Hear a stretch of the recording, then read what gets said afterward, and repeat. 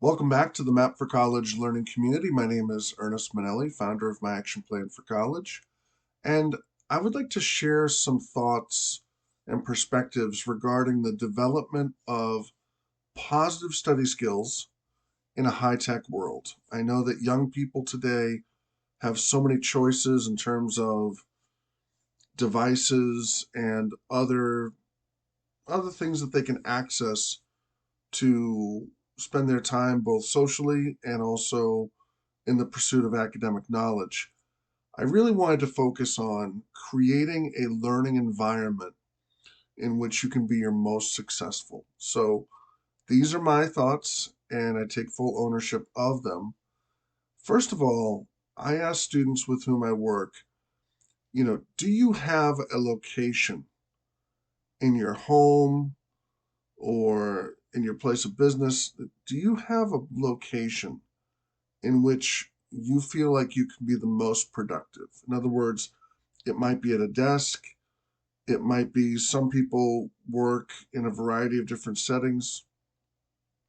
Most people have a favorite spot where they can study, where they can get things done. And maybe that spot is different for doing, let's say, science labs and math problem sets compared with reading a book and studying for a literature based exam, or maybe incorporating foreign language instruction.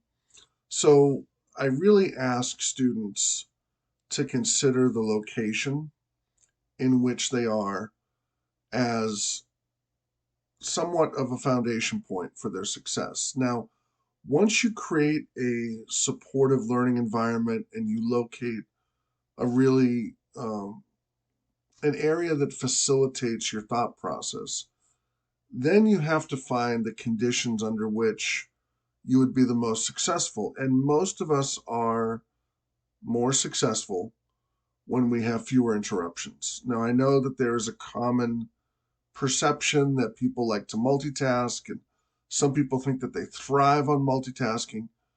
The reality is that most people do their best when they are focused on one goal at a time. And there might be layers to that goal, but in general, when we have a task, we can see it through to completion and then move on to another task. That is when we are at our most proficient and our most efficient.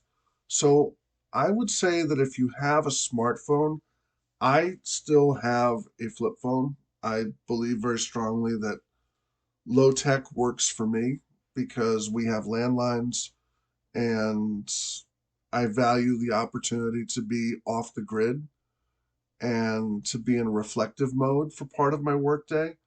So I really don't want a smartphone constantly giving me updates. I'm really not into pop culture as much.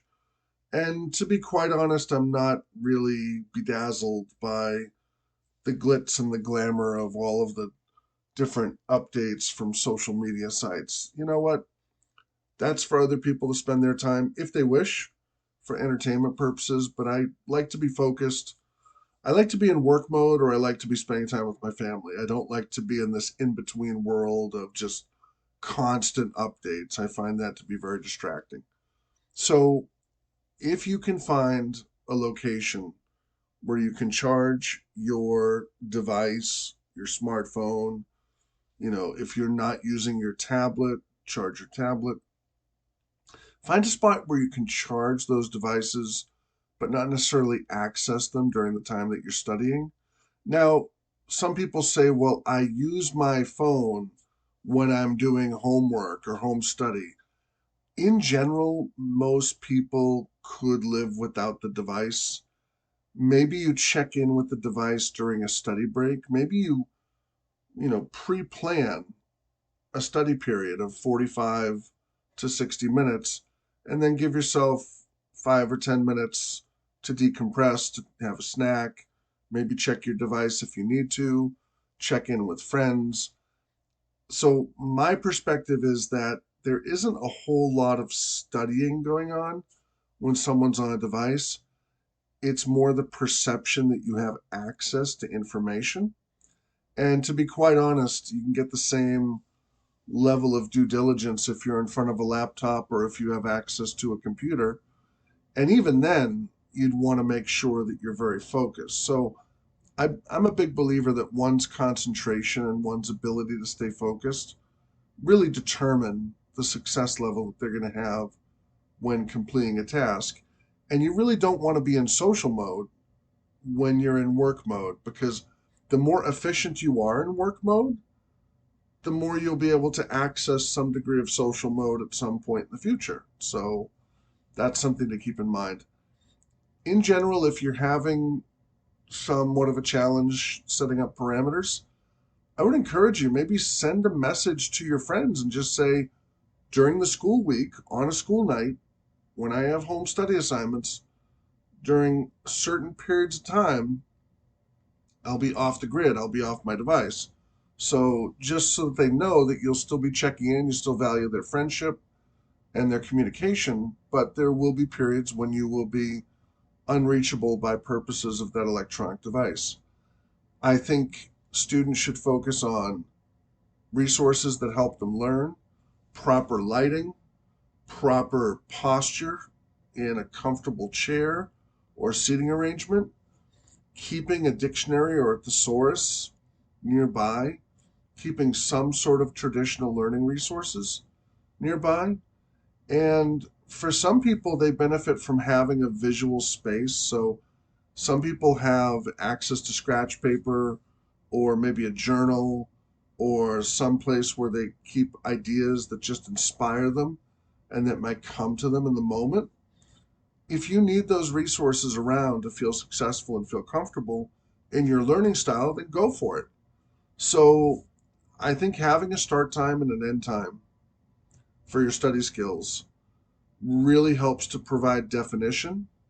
And of course, you could be flexible, but you want to provide yourself with some degree of certainty that there will be a work time, there will be a specified work product produced, and that you're going to focus on quality and efficiency. And then you need some downtime. I mean, studies have shown that you can't just plow through and go from subject to subject to subject to subject. You need to stand up and take a stretch break. You need to get a glass of water. You need to clear your head. Maybe take a walk outside and just spend time in nature. Just take some deep breaths. I'm a big believer that you have to have a balanced approach. When you are working, you should be focused and therefore not multitasking.